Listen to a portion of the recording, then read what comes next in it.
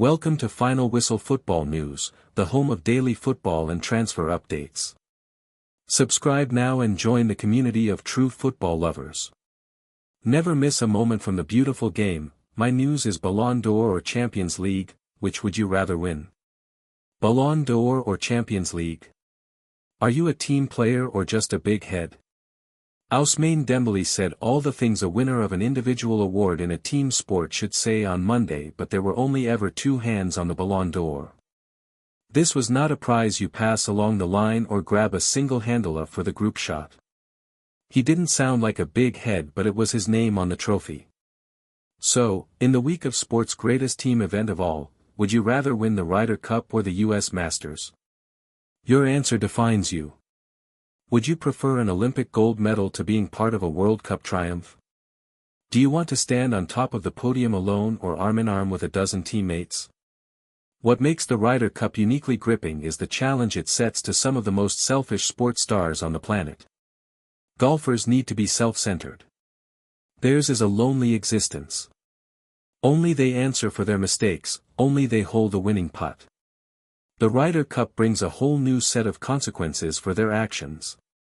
If they let themselves down, they let the rest of the team down, and their caddies, and their captains, and the millions like me that will be glued to a screen all weekend. No pressure, boys. Are you the kind of person that feeds off the energy of a team culture?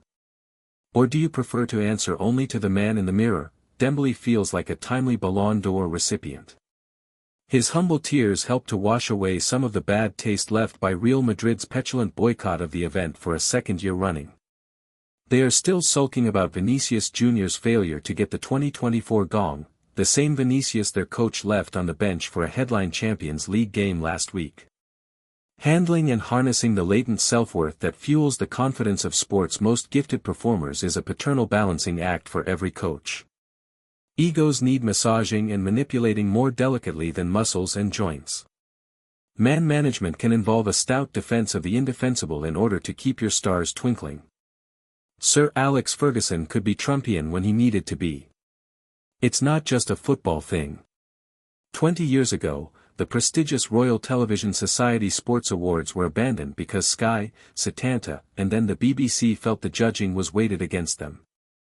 Toys were flying out of very big prams because the famous names appearing from envelopes were not the ones the executives that had bought the top tables wanted to hear. I can smirk about it now, but I can't pretend I haven't found the appreciative smile of a beaten nominee difficult to force on occasions. Him. Her. Really? Thierry Henry, Paolo Maldini, Xavi Hernandez, Robert Lewandowski, Mohamed Salah. The list of players that have never won the Ballon d'Or is a distinguished one. For 15 years, it was no more than a starting point for an argument about the celestial talents of Lionel Messi and Cristiano Ronaldo. I'm sure they both made references to teammates and coaches in their rota of acceptance speeches, but I can't recall either of them opening up with, "This award really isn't for me."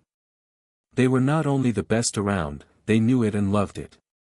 So much so that they instigated a new variant of fandom, an allegiance, a devotion to individual players as much as to the teams they played for. The advent of following. This cult of personality might even have coincided with the unedifying sight of goal scorers pointing at the name across their shoulder blades rather kissing the crest on their club badge.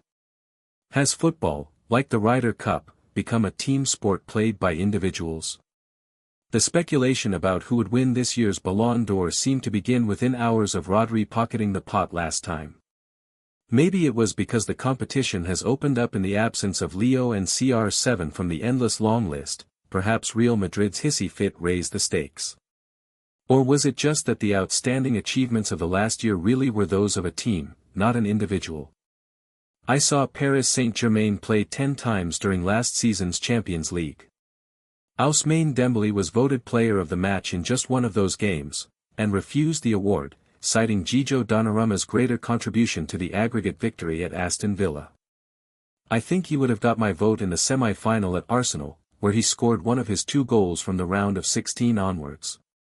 He missed much of the Club World Cup through injury. Dembele's defining conversion to a central forward only happened midway through the season.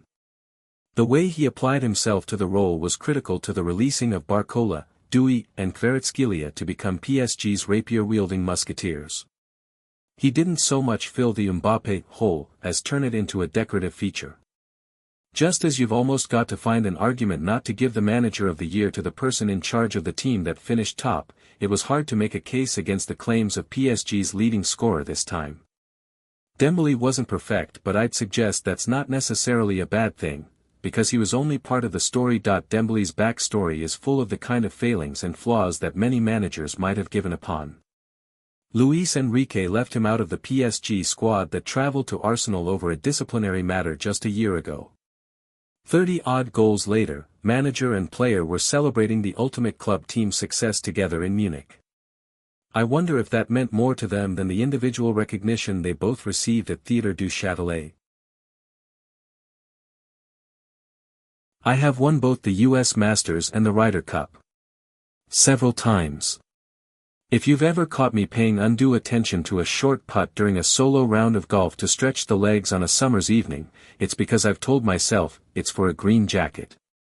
In my dreams, winning at Augusta is a red wine moment. I will be careful to thank my wife, caddy, coach and sports psychologist in the butler cabin, but then I'm having that bottle of Chateau Margaux with dinner. How many glasses, sir? Just one, it would be my victory. Moi. All of the Ryder Cups I've won have been champagne moments. I'm there on the belfry roof with Seve and Sandy soaked to the skin in Bollinger. We can't stop hugging each other. We, us, the guys, the team, this is going to get uglier than a night with Tyrell Hatton. Golfers don't get to know the feeling of being part of a team unless they make it onto a Ryder Cup team. It lifted Monty and Poltz, it diluted Tiger. It's different, it's heady, it's better. If you get football and why it's the greatest game of all, you want to win the Champions League ahead of a Ballon d'Or. Right? Thanks for watching. That if you enjoyed the video, make sure to hit that like button, subscribe to Final Whistle Football News, and turn on notifications so you're always in the loop with the latest transfer news and rumors. One more thing, what are your thoughts on these updates? Comment below.